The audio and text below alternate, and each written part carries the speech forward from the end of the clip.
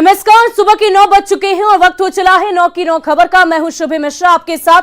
चलिए करते हैं बुलेटिन की शुरुआत और सबसे पहले वैशाली से आपको बड़ी खबर बता दी, जहां बालू माफियाओं ने पुलिस की टीम पर हमला कर दिया है। बालू लदे गाड़ी पर एएसआई को गाड़ी से नीचे तक फेंकने की कोशिश की गई। पुलिस टीम को ट्रैक्टर से रौंदने का प्रयास किया गया है। बाल बाल वैशाली सदर एसडीपीओ बच गए। एसडीपीओ राघव दयाल ने 2 आरोपियों को गिरफ्तार किया, एक बालू लदा ट्रैक्टर भी जब्त किया है। हाजीपुर के अनजानपीर चौक के पास की यह पूरी वारदात है। तो ये बड़ी खबर आपको वैशाली से बता रहे हैं, जहां ट्रैक्टर से रौंदने का प्रयास एएसआई को किया गया। और इस पूरी खबर की अधिक जानकारी के साथ हमारे संवाददाता प्रफुल्ल हमारे साथ जुड़ चुके हैं। प्रफुल्ल, हमें ये बताइए कि इतनी बड़ी कोशिश, एएसआई को रौंदने की कोशिश की गई बालू माफियाओं के द्वारा, इतने बेखौफ बालू माफिया हैं, क्या कुछ अब आगे कार्रवाई की जा रही है?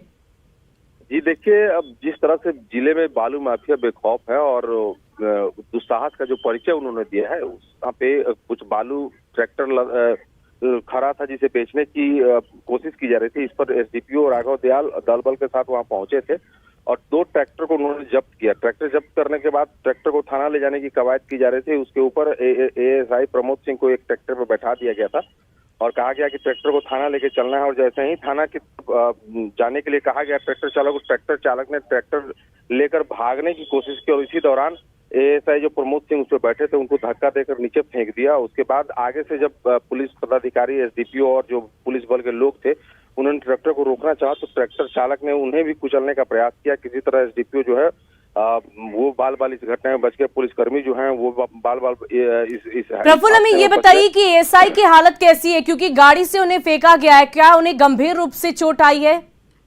देखिए, क्योंकि गाड़ी की रफ्तार जो थी वो ज्यादा तेज नहीं है, लेकिन जैसे ही गाड़ी लेके भागने का प्रयास किया उसी समय उस जो चालक और उस पर जो बैठे लोग थे उन लोगों ने धक्का दिया जिससे वो नीचे गिर गया।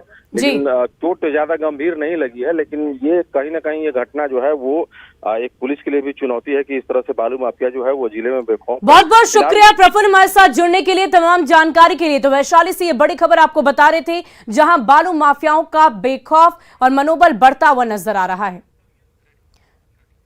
और छपरा से आपको बड़ी खबर बता दी, जहां आभूषण व्यवसायी से 55 लाख रुपए की लूट की गई। पुलिस की वर्दी में व्यवसायी से लूट की घटना को अंजाम दिया गया। 7 लाख कैश और 1 किलो सोने की लूट की गई है। भगवान बाजार थाना क्षेत्र की यह पूरी घटना बताई जा रही है। और इस पूरी खबर की अधिक जानकारी के लिए हमारे संवाददाता संतोष हमारे साथ फोन लाइन पर जुड़ चुके हैं। संतोष, क्या कुछ अपडेट है? जी देखिए, बरेली के व्यवसायी है अभिलाष वर्मा, जो छपरा में बिजनेस के सिलसिले में आए थे। 7 लाख रुपया उन्होंने कैश वसूला था और कुछ सोने के जेवर 1 किलो बताए जा रहे हैं। उसे लेकर के देर रात लगभग 11 बजे के आसपास वापस लौट रहे थे। तभी उनके ई रिक्शा को ओवरटेक करके अपराधियों ने रोका। अपराधियों की गाड़ी खुद को पुलिस बताया उन्होंने, पुलिस के वर्दी में भी थे। जांच के नाम पर उन्हें गाड़ी में बैठा लिया और बैठा करके डोरीगंज ले गए, जहां पे आरा कोइलवर पुल के पास उनको जांच के नाम पर उतारा गया और गाड़ी लेकर के भाग गए। बाद में उन्हें एहसास हुआ कि इनके साथ लूटपाट की घटना हुई है, ये एक बड़ा फ्रॉड हो गया है। तब उन लोगों ने पुलिस को सूचना दी है और पुलिस तब से उन अपराधियों की तलाश कर रही, लेकिन अभी तक अपराधी पकड़े नहीं गए हैं। और सबसे बड़ी बात है कि इस तरह की घटनाएं पहले भी 2-3 बार छपरा में हो चुकी है, लेकिन इसके बावजूद ये थम नहीं रहा है। सबसे बड़ा बात है कि सॉफ्ट टारगेट आभूषण व्यवसायी रहते हैं। पहले भी एक अमृतसर के व्यवसायी से छपरा के शहर में ही लूटपाट हुई थी, गोली भी मारी गई थी। एक और व्यवसायी से गरखा के पास ही लूटपाट की गई थी। इसी तरह से पुलिस के वर्दी में अपराधियों ने जांच के लिए रोका था और फिर उनसे लूटपाट की गई थी। तो ये तीसरी घटना अभी बिल्कुल इस साल में सामने आ रही है। तो कहीं ना कहीं एक सवाल जरूर उठ रहा है कि पुलिस व्यवस्था क्या कर रही है। व्यवसायी जो बाहर से आ रहे हैं, किस तरह से उन्हें सुरक्षित माहौल दिया जाएगा जिससे वो व्यवसाय कर सके। जो सराफा व्यवसायी संघ है उसने इस घटना को लेकर चिंता जाहिर की है। वे लोग आज एसपी से मिलने वाले हैं और वो लोग सुरक्षा की मांग करने वाले हैं। बहुत बहुत शुक्रिया संतोष हमारे साथ जुड़ने के लिए, तमाम जानकारी के लिए। तो आभूषण व्यवसायी से 55 लाख रुपए की लूट की घटना को अंजाम दिया गया। और अगली खबर गोपालगंज से, जहां उत्पाद विभाग की टीम ने यूपी से लाई जा रही शराब से भरी एक कार को जब्त किया। वाहन जांच के दौरान कुचायकोट थाने के बढ़ोतरी चेकपोस्ट पर उत्पाद टीम को यह सफलता हाथ लगी है। हालांकि शराब तस्कर मौके से पुलिस को चकमा देकर फरार हो गया। उत्पाद अधीक्षक राकेश कुमार ने बताया कि कार से 11 कार्टन विदेशी शराब की बरामदगी की गई। गाड़ी संख्या की जांच कर पुलिस शराब तस्करों के खिलाफ प्राथमिकी दर्ज कर छापेमारी कर रही है। और देखिए अगली बड़ी खबर राजधानी पटना से, जहां पूर्वी इलाके में सेक्स रैकेट की सूचना पर पटना पुलिस की विशेष टीम ने छापेमारी की। रामकृष्णा नगर थाना क्षेत्र में सेक्स रैकेट में शामिल युवतियां और संचालकों के पकड़े जाने के बाद पटना के आधा दर्जन से अधिक ठिकानों पर छापेमारी की गई है। पकड़ी गई युवतियों को मुक्त कराने के बाद पूछताछ में 3 संचालकों का नाम भी सामने आया। देर रात तक पटना पुलिस की विशेष टीम बेउर, पत्रकार नगर, कंकड़बाग सहित कई दूसरे थाना क्षेत्रों में छापेमारी की। इस दौरान 9 लोगों को हिरासत में लिया गया। पटना पुलिस के इस अभियान को लेकर एसएसपी मानवजीत सिंह ढिल्लों ने बताया कि रामकृष्णा नगर में देह व्यापार में लिप्त कुछ युवतियों को पकड़ा गया है। फिलहाल पुलिस इनके नेटवर्क से जुड़े आधा दर्जन संचालकों के साथ ही युवतियों की तलाश में जुटी है। और इस वक्त की बड़ी खबर लातेहार से, जहां बूढ़ा पहाड़ में सुरक्षा बलों ने दबिश दी है। यहां पुलिस और नक्सलियों के बीच 2 बार मुठभेड़ हुई। सुरक्षा बलों ने नक्सलियों के कई बंकर को ध्वस्त कर दिया। वहीं सर्च ऑपरेशन के दौरान 100 से ज्यादा बम बरामद किए गए। बरामद बमों में 50 ID, 30 pressure ID, 5 series ID और करीब 15 केन बम बरामद किए गए हैं। पुलिस को नक्सलियों के बंकर से महीनों का राशन और दैनिक जरूरत के कई अन्य सामान भी मिले।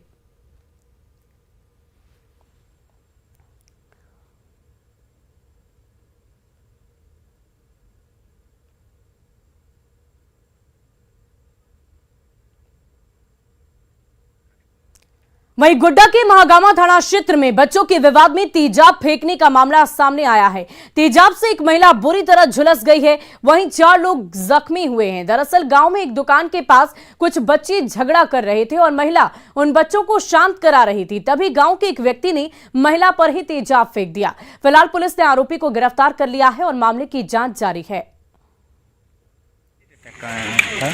उसमें 4 आदमी था, 3 को माइनर इंजरी हुआ और 1 को सीवियर इंजरी है और उसको सदर हॉस्पिटल गोड्डा रेफर कर दिया। कितना लोग सर घायल हुए हैं? 4 आदमी घायल हुए और रेफर कितने किया गया? 1 को किया गया।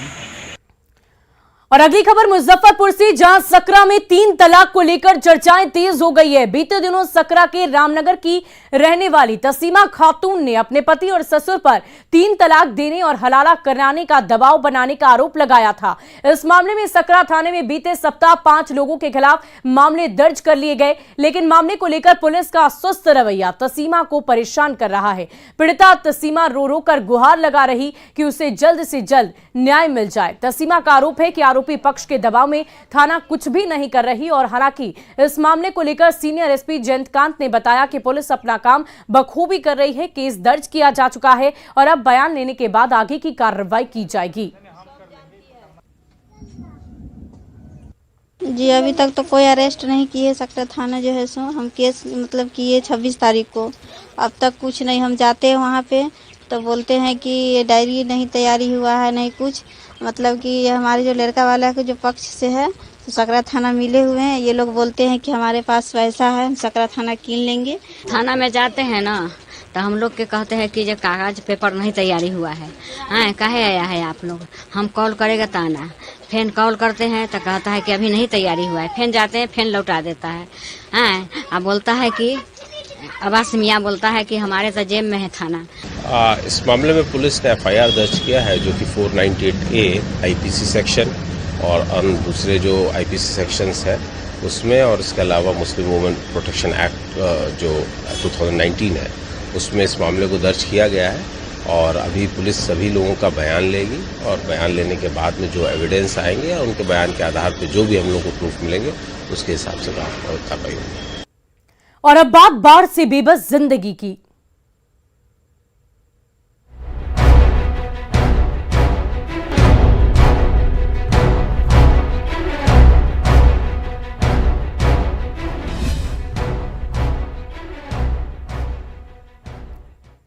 मुंगेर में बाढ़ और बाढ़ में बहकर आए मगरमच्छ से ग्रामीण भयभीत नजर आ रहे हैं। बरियारपुर प्रखंड के कई इलाकों में बाढ़ का पानी घुस आया है और ऐसे में बाढ़ में बहकर आए मगरमच्छ भी गांव तक पहुंच गए हैं। मगरमच्छ कभी आम के बागीचे में तो कभी बाढ़ के पानी में खुलेआम ग्रामीणों को दिख जा रहे हैं, जिसका ग्रामीणों ने वीडियो भी बनाकर वायरल किया है। बंगाली टोला निवासी भादो मंडल ने बताया कि मगरमच्छ मवेशियों को अपना शिकार बना रहे, जिससे ग्रामीण काफी भयभीत है।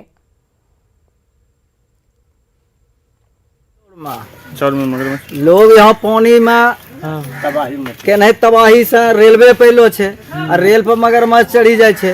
बिहार में बकरी खस्सी जहीं पकड़े छे वहीं निगल जाए छे। ये बंगाली टोला का है, घोरघट बंगाली टोला रघुनाथपुर, ये तीनों जगह का परेशान आदमी है। मैंने इसके पहले भी न्यूज में दिए थे कि हमारे क्षेत्र में जो है घोरघट में, खड़िया में, आपका ये रघुनाथपुर में, सब जगह जो है मगरमच्छ का जो है वीडियो जो रिकॉर्डिंग है वो रिकॉर्डिंग भी जो है व्हाट्सएप पे आए हुए हैं।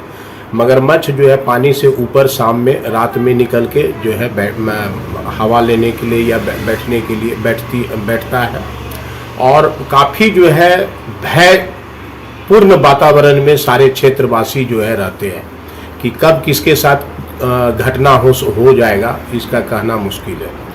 और हम डीएफओ साहब जो है फॉरेस्ट डिपार्टमेंट और जिला पदाधिकारी महोदय से अनुरोध करते हैं कि इस पे भी संज्ञान में इसको भी लिया जाए।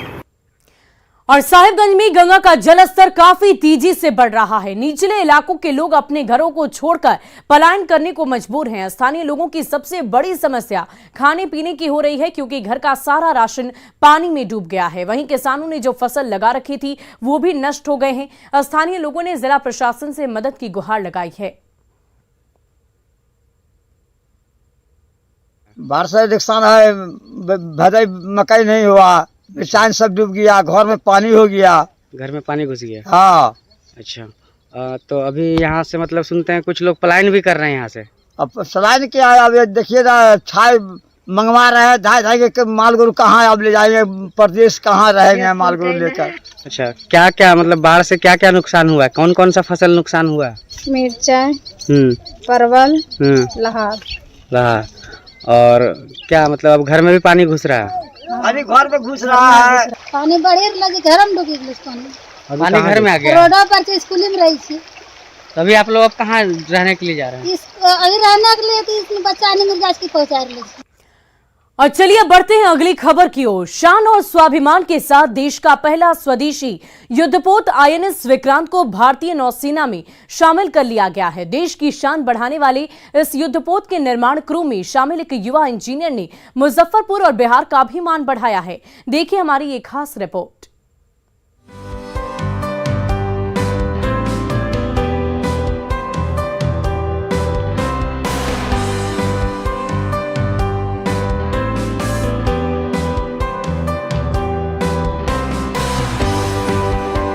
पनीर है, आलू दम है, चावल और दाल भी तैयार है, यानी विशेष दावत की तैयारी पूरी है।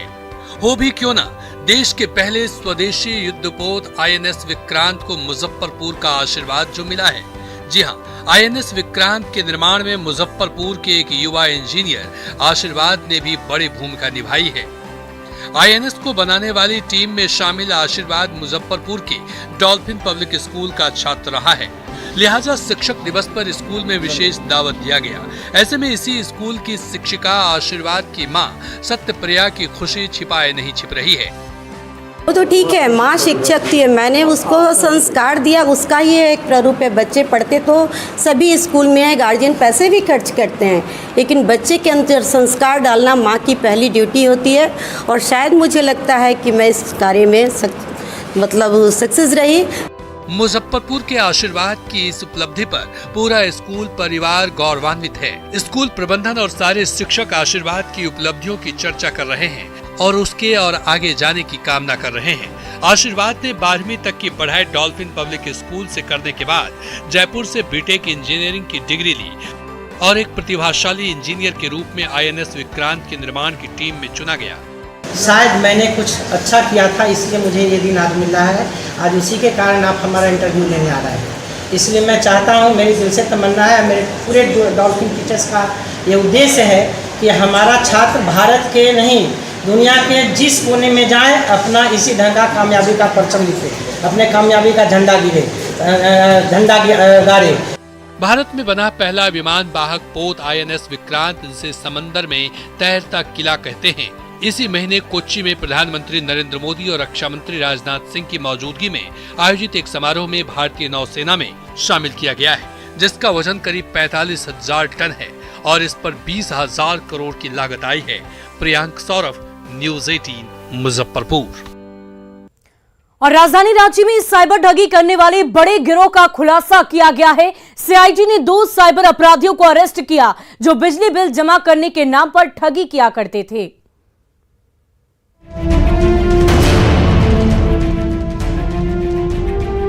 टीवी स्क्रीन पर दिख रहे इन 2 किरदारों के पीछे की कहानी जानकर आप दंग रह जाएंगे। ये दोनों चेहरे देखने में जितने मासूम हैं, इनके कारनामे उतने ही ज्यादा खतरनाक हैं। ये दोनों अपराधी हैं जिन्हें रांची में सीआईडी की टीम ने गिरफ्तार किया है। बिजली बिल जमा करने के नाम पर साइबर ठगी करने वाले इन बदमाशों ने पिछले कुछ महीनों से रांची पुलिस की नींद उड़ा दी थी। ये लोग बिल जमा करने की बात कहकर मासूम लोगों को अपने झांसे में लेते थे और फिर उनके बैंक खाते से पैसे गायब कर देते थे। 27 जून को हमारे पास एक कंप्लेंट आई है कि जिसमें बिजली विभाग के माध्यम से एक मैसेज गया है। बिजली विभाग के नाम पे एक मैसेज गया है जिस मैसेज में लिखा हुआ है कि आपके इतना बिजली बिल पेंडिंग है और उसको आपको आज नहीं करेंगे तो आपका बिजली बिल कट जाएगी। आपने सुना कि किस तरह से ये शातिर बदमाश एक साजिश के तहत भोले भाले लोगों को अपना शिकार बनाते थे। हैरानी की बात है कि इस पूरे खेल के पीछे का जो मास्टरमाइंड है वो पेट्रोल पंप का एक संचालक है, जिसकी मदद से साइबर अपराधी काले कारनामों से जुटाए काले पैसों को पेट्रोल के जरिए व्हाइट में बदलते थे। इस कांड को जैसे अनुसंधान करते गए हैं तो उसमें वो मनी ट्रेल अल्टीमेटली एक स्मार्ट फ्लीट पेट्रो कार्ड पे पार्क हुआ था, जो फ्यूल खरीदने के लिए जो कार्ड्स खरीदते हैं वो वैसे कार्ड था जो फर्जी पाया गया था। और उस कार्ड से देवघर सारठ में स्थित जो है एक पेट्रोल पंप है, चंद्रवंशी पेट्रोल पंप, उसके माध्यम से जो है वो सारा पैसा को ये लोग पेट्रोल के रूप में कन्वर्ट। सीआईडी के एसपी एस कार्तिक ने बताया कि टीम ने सारठ स्थित चंद्रवंशी पेट्रोल पंप के मैनेजर को भी हिरासत में लिया है। एसपी ने बताया कि जांच में पेट्रोल पंप के मालिक के पास अब तक करीब 82 मामलों के मनी ट्रेल के लिंक मिले हैं और अनुमान है कि करीब 62 लाख रुपए इस पेट्रोल पंप के जरिए साइबर अपराध के खपाए गए हैं। रांची से न्यूज़ 18 के लिए ओम प्रकाश की रिपोर्ट।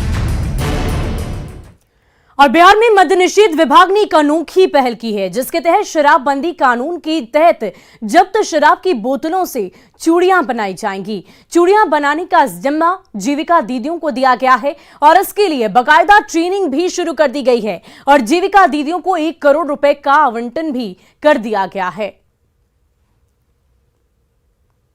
विभाग एवं जीविका के द्वारा हम लोग एक इनिशिएटिव ले रहे हैं जिसमें इन कांच की बोतलों का जो टुकड़े हुए क्रस्ट जो पीसेस होते हैं उसमें से चूड़ियां बनाने का एक प्रक्रिया अपनाई जाएगी जीविका के द्वारा।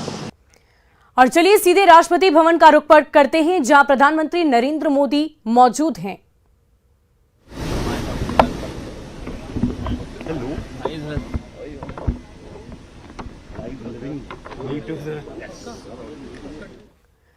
तो ये तस्वीरें आप देख पा रहे हैं, देश के प्रधानमंत्री नरेंद्र मोदी और बांग्लादेश की प्रधानमंत्री शेख हसीना वहां पर मौजूद हैं और इनका स्वागत प्रधानमंत्री नरेंद्र मोदी के द्वारा किया जा रहा है। राष्ट्रपति भवन के अंदर की ये तस्वीरें हम आपको दिखा रहे हैं। देखिए किस प्रकार से बिल्कुल भारतीय लिबास में साड़ी पहनी हुई बांग्लादेश की शेख हसीना का स्वागत प्रधानमंत्री नरेंद्र मोदी कर रहे हैं। आपसी बातचीत की जा रही है और वहां पर तमाम लोग मौजूद हैं। इनके स्वागत के लिए सुरक्षा की मुकम्मल व्यवस्था की गई है। राष्ट्रपति भवन में शेख हसीना का स्वागत आज किया जा रहा है।